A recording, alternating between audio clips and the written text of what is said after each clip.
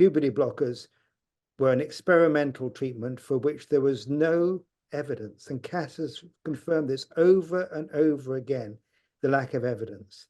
And given that our first duty to patients, and perhaps particularly to children, is to first do no harm, it's quite extraordinary how clinical services were penetrated by an ideology that seemed to enable them, or they gave into, or they participated in, the complete putting aside of the ordinary canons of clinical care. After 3.5 years, the final Cass report into the care of young people with gender dysphoria has been published this morning. The interim report led to the closure of the Specialised Gender Identity Development Service, known as GIDS, at the Tavistock NHS Trust in London. And we can hear now from Dr. David Bell. He was governor of the Tavistock, worked there for 30 years as a psychiatrist, and he blew the whistle on the unit in 2018. He called for an investigation in his own report detailing serious dangers to children and adolescents from GIDS. He told me that the Cass review was a crucial step. It's important to say that the Cass review is the most thorough, most wide, and most extensive review of treatment for gender distress in children ever undertaken anywhere in the world. Its findings confirm the concerns that we had, that it's inappropriate to intervene medically in children who express distress in relation to gender. It's inappropriate for many reasons, which we can go into. But the headline is that puberty blockers were an experimental treatment for which there was no evidence, and Cass has confirmed this over and over again, the lack of evidence. And given that our first duty to patients, and perhaps particularly to children, is to first do no harm, it's quite extraordinary how clinical services were penetrated by an ideology that seemed to enable them, or they gave into, or they participated in, the complete putting aside of the ordinary canons of clinical care. That is, not providing treatments for which there's no evidence, for which there was already considerable worries about long-term consequences. Let's do a thought experiment. Take a population of 100 children who all express gender distress. The first thing that Cass says in her review, which we've been trying to say, is it's not a unitary condition. It's a very complex condition of multiple causations, which I'll mention in a moment. But if we just take those 100 kids, there's quite reasonable evidence that if those children are managed in a better way, that is, they're not put on a pathway with medical intervention, but supported to explore why they feel the way they do, what its history is, the narrative of their lives, and that takes sensitivity, care, and quite a long time. A lot of those children, the majority, will desist. They'll change their minds. But there is no way of knowing which child would change their mind and which child wouldn't. No way at all. So if we say out of that 100, say 5 would go on to transition when they're 25 or whatever, that wouldn't be a reason for damaging the other 95 children. But even so, those who go on to transition later in life will benefit from not having done it suddenly, not having done it during a time of adolescent or turmoil and confusion, having done it in a thoughtful way within a position to understand the nature of what they're doing, its long-term consequences, and so they'll do it on a much better basis. I worked at the Tavistock for 25 years in the adult department, and I'm very, very proud of my work there, and having worked for an organisation which I still have very, very considerable respect for. But something went wrong. The management at the time were not clinicians, and they seemed to get captured by the trans ideology. The gender service was run by Polly Carmichael, as you probably know, and Polly Carmichael had no psychotherapeutic training and was quite mocking of psychotherapy and psychoanalysis, which were the sort of part of the mission statement of what the Tavistock stands for. That is, an in-depth understanding of the complex nature of psychological problems and situating them within an individual's narrative and their sociocultural location and so on. This service was putting children on puberty blockers after sometimes only 1 or 2 meetings, without at all going into the complexities of their lives. And I heard from the clinicians who are working there, those are the ones who came to talk to me, that when they talked about more complex issues in these children, issues which they not be so fully aware of, things that are not quite conscious, they were mocked and laughed at. So how it could be that such a service managed to occupy such an important place in the Tavistock is a big question. I know the CEO at the time used to regard the JIDS as the crown, the star in our crown. It was something that many of us at the Portman Clinic and the adult services and quite a lot of quiet people in the child and family service did not agree with. But people didn't feel able to say so. They were intimidated. Of course, there's nothing wrong with being a whistleblower. The NHS is supposed to protect whistleblowers, but I found the protection I was offered to be non-existent. And I was threatened many times by management. I received quite threatening letters and demanding that I don't speak to anyone on JIDS. I received a threatening letter because I wrote a letter to clinicians trying to draw their attention to the concerns that we had. They did try to take disciplinary proceedings, but it didn't happen in the end for complicated reasons, officially because it timed out. But I expect there were other reasons why they decided not to follow it through. But I think I was in a better position than a lot of people. I was a very senior clinician. I had a lot of external authority. And I was more in a position to be able to take this on. There were younger clinicians who were worried about their future, worried about their jobs, worried about their pensions and so on, who didn't feel able to take the position that I took. So I was fortunate in being in the position I could do that. And of course now, looking back to 2018 when someone knocked on my door and said, I've got something to talk to you about, and that one person became 2, became 8, became 10, became a third of the service, in other words. I'm very pleased to open my door, and those brave clinicians were proved right in what they had observed.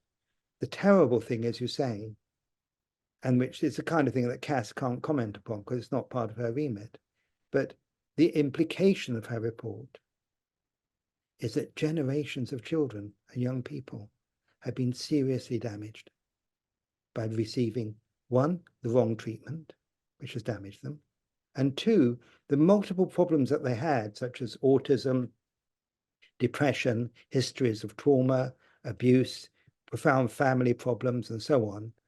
All those problems, and some kids who were just sort of lost in the world, all those problems weren't addressed because they were seen through the prism of gender, with the rather crazy idea that once we put you on a medical pathway, all those problems will go away. We know that's not true. Cass knows that's not true. Cass calls it diagnostic overshadowing, a very good term. So these children suffered from being given the wrong treatment, and also the problems that they did have were not addressed, and Cass has certainly addressed that in her report. And joining us now is the trans campaigner, Katie John Went. Thank you very much indeed for joining us. Pleasure. What's your reaction to the report?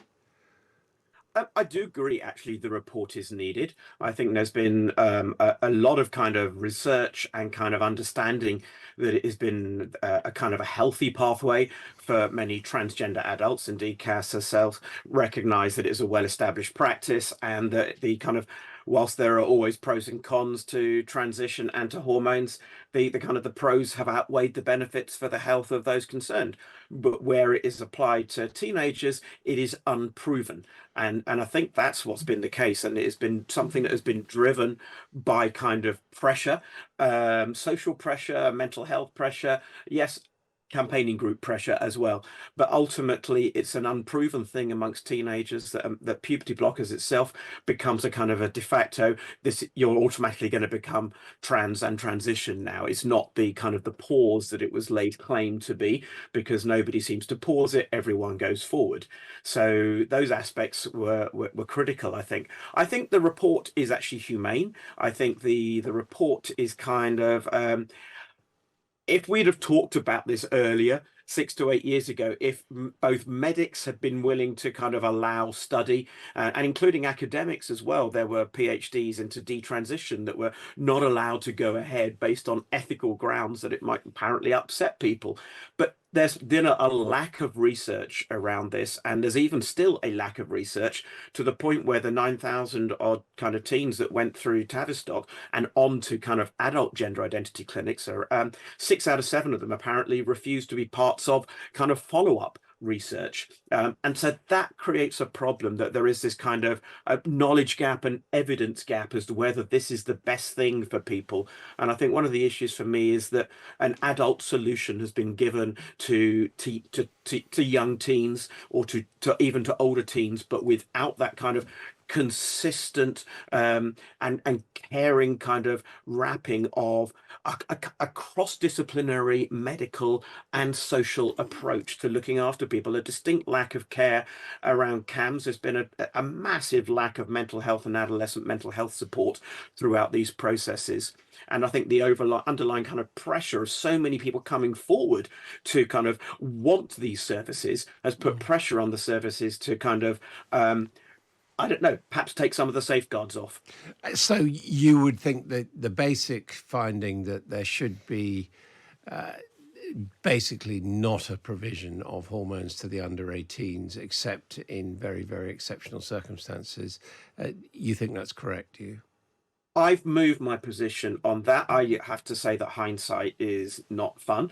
As someone who has transitioned and is now much older later in life, yes, I would have probably loved, in hindsight, puberty blockers for myself. So I didn't develop a kind of a deep male voice and all the rest of it. But hindsight isn't good medicine. Foresight, if you're going to predict the future and then dole out the drugs, then that is dangerous in that sense. What we know from puberty blockers is the fact that they put puberty on hold, but you aren't transitioned straight to an alternative puberty, which would continue a normal adult development, even if it was in the different cross-sex kind of framework.